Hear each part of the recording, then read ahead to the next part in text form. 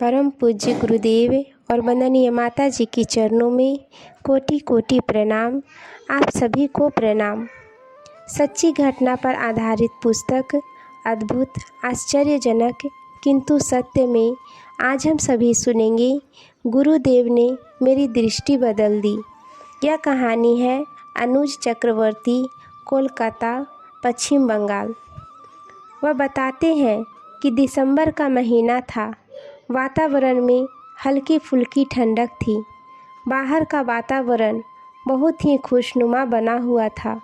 उसी खुशी की धूप हमारे परिवार में भी छाई हुई थी। हमारी अधीर प्रतीक्षा को विराम देते हुए नर्स ने आकर सूचना दी, लड़का हुआ है। हम सभी के चेहरे खुशी से खिल उठे। चूँकि बच्चा सिजेरियन विधि से हो रहा था, इसलिए हम सभी चिंतित थे। नर्स के पीछे पीछे एक हष्ट पुष्ट बच्चे को हाथों में लिए परिचारिका आई। उसके हाथ में बंधे नंबर टैग को देखते हुए नर्स ने कहा, इस नंबर को याद रखेंगे। अभी हम उसे आंख भर देख भी नहीं पाए थे कि परिचारिका उसे अंदर लेकर चली गई। साथ के सभी मित्र परिजन एक दूसरे को बधाई देने लगे। किसी ने मिठाई मंगवाने की फरमाइश की। इनकार का सवाल ही नहीं था। मैंने जेब से तत्काल रुपये निकाल कर दे दिए। हृदय आनंद से इस तरह अपल्लवित था कि कोई आसमान के तारे तोड़ लाने को कहते तो मैं उसके लिए भी चल पड़ता। अभी अस्पताल की बहुत सारी औपचारिकताएं पूरी होनी थी, इसलिए बाकी लोगों को वहीं छोड़कर मैं वापस आ गया।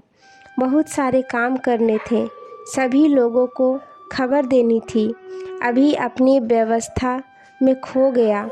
जब फुर्सत मिली तो सायंकालीन संध्या बंदन का समय हो चला था। अस्ताचलगामी दिवाकर की ओर देखकर मैं मन ही मन कृतज्ञता से भर उठा। उसी समय अचानक अस्पताल से खबर मिली कि बच्चे की हालत गंभीर है। इनक्यूबेटर में रखा गया है, ऑक्सीजन दिया जा रहा है। मैं सकते में आ गया। सहसा विश्वास नहीं कर सका। अभी दोपहर को ही स्वस्थ बच्चा देखकर आया था।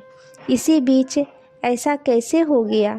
घर में, ससुराल में लोगों को बताया तो वहाँ रोना धोना मच गया, पर मेरे पास तो रोने का भी अवसर नहीं था। मैं भागता हुआ अस्पताल पहुँचा। वहाँ डॉक्टरों ने बताया, बच्चे के नाक और मुंह से पानी आ रहा है, श्वास लेने में कठिनाई हो रही है। हम हर संभव प्रयास कर रहे हैं। ईश्वर से प्रार्थना कीजिए कि हमारा प्रयास सफल हो। अभी 72 घंटे बाद ही कुछ कहने की स्थिति बन पाएगी। चिंतित होकर मैंने माताजी की ओर देखा। वे लोग भी चिंतित थे, पर उन्हें अपने गुरुवर पर अटूट भरोसा था। माता पिता ससुराल के गुरुदेव आचार्य श्री राम शर्मा से दीक्षित थे। मेरा मनोबल बढ़ाते हुए पिताजी ने कहा, बेटा चिंता मत करना, गुरुदेव जो करेंगे भले के लिए ही करेंगे। आज इन पंक्तियों को लिखते हुए मेरी आंखें नम हो रही है। उस रात मैं रोया नहीं था। पिताजी के कहे हुए शब्द मेरे अंदर में उतरते चले गए। गहन अंतराल में कहीं ये शब्द बार बार बज रहे थे। इन्हीं शब्दों में डूबते उतराते खुली आँखों में ही रात बीता दी। अगले दिन शाम को एक जूनियर डॉक्टर ने मुझे एकांत में बुलाकर कहा, देखिए आप बच्चे के पिता हैं, आपको बता दूं, यह एक हारा हुआ केस है।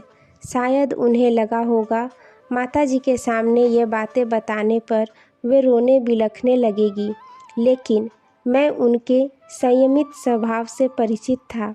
मैंने उनको बताया कि डॉक्टर ऐसा कह रहे हैं। उन्होंने शांत स्वर में कहा, गुरुदेव हमारे साथ हैं, हम लोग अंत तक कोशिश करेंगे।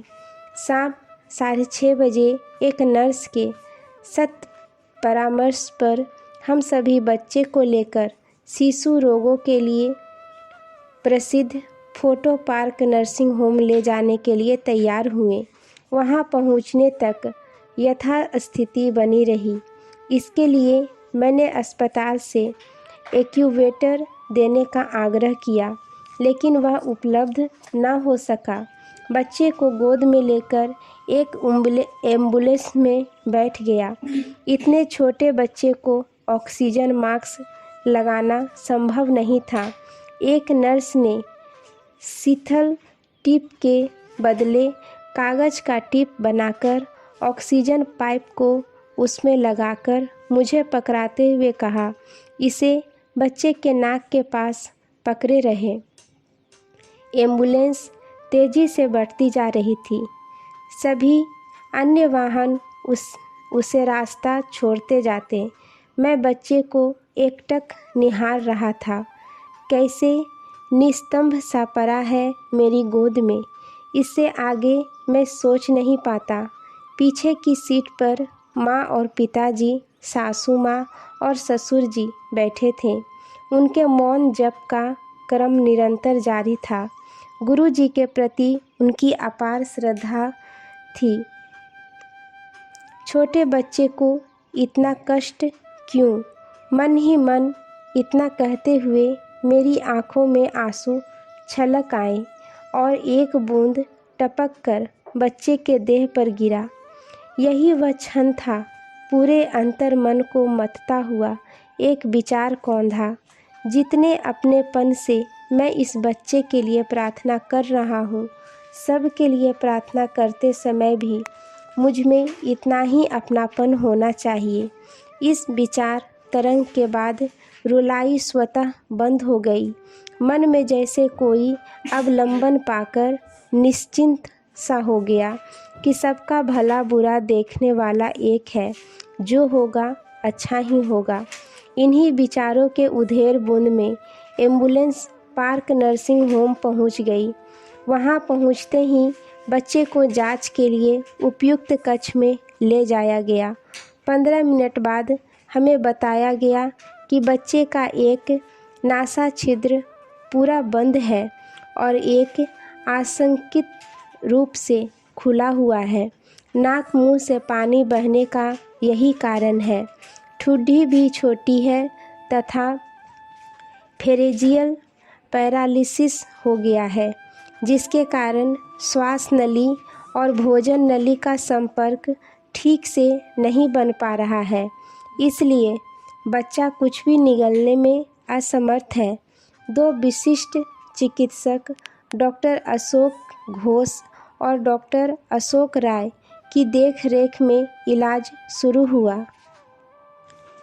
यहाँ हाइजीनिक कारणों से बाहरी कोई वस्तु अंदर ले जाने पर पाबंदी थी। मैं अगले दिन गुरुदेव का दिया हुआ तावीज़ लेकर गया। नियम जानते हुए भी मुझसे रहा नहीं गया। बच्चे की देखभाल करने वाली नर्स मणिमाला को बुलाकर मैंने अनुनय भरे स्वर में पूछा, आप मेरे गुरुदेव द्वारा दिए हुए इस तावीज़ को मेरे बेटे के माथे से स्पर्श कराकर ला देंगे? उसने मुस्कुराते हुए तावीज़ ले ली। थोड़ी देर बाद वापस करते हुए उसने कहा, वैसे मेरे हाथ से आज तक कोई केस खराब नहीं हुआ है, फिर भी आपके इच्छानुसार मैंने इस तावीज़ को बच्चे के सारे शरीर में स्पर्श करा दिया है। सब कुछ करने वाले तो वही है, हम तो केवल प्रयास भर करते हैं। इसी तरह प्रतिदिन शाम को बच्चे को तावीज़ का स्पर्श कराता रहा। चौथे दिन डॉक्टर घोष से मेरा परिचय हुआ। उन्होंने गुरुदेव के विषय में भी जानना चाहा। मेरे बताने पर उन्होंने कहा, अब बच्चे को मेरे इलाज की आवश्यकता नहीं। भविष्य में कभी 4-5 साल बाद ज़रूरत पड़े तो मेरे पास अवश्य आएँ। उन्होंने अपना सेवा शुल्क प्रति विजिट 500 रुपये लेने से मना करते हुए कहा कि सर्जरी की ज़रूरत ही नहीं पड़ी। नाक के छिद्र स्वतः ही खुल गए। इसके बाद का इलाज डॉक्टर राय ने किया। कुल 13 दिनों तक इलाज चला। इस बीच सभी के व्यवहार में कुछ बदलाव आ गया था। वहाँ के सभी डॉक्टर और नर्सें मुझे कुछ अतिरिक्त सम्मान देने लगे थे। मैंने इसे गुरुदेव का ही सम्मान माना। अंतिम दिन जब नर्सिंग होम से बच्चे को वापस लाने के लिए गया तो वहाँ की बहुत सारी नर्सें इकट्ठित होकर मुझसे मिलने आई और अनुरोध किया, भाई साहब हमारे लिए कुछ कहकर जाएं। अचानक इस प्रकार के अनुरोध से मैं स्तंभित रह गया। फिर कुछ संभलते हुए कहा, हम गायत्री परिवार के हैं। गुरुदेव कहते हैं कि गायत्री की मूल शिक्षा है कि सभी के लिए सद्बुद्धि की कामना। आप भी यही कामना करें। बस मैं तो इतना ही जानता हूँ।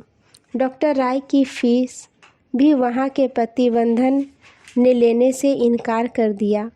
आज 11 साल बाद भी कभी बच्चे को नर्सिंग होम नहीं ले जाना पड़ा। पूर्णतः अंतःकरण से मैं यह विश्वास करता हूँ कि गुरुदेव की सूक्ष्म सत्ता हमें सदा संरक्षण देती रहती है। मैं नतमस्तक हूँ उनके इस स्नेह के प्रति। आज के लिए यहीं तक। आप सभी को धन्यवाद।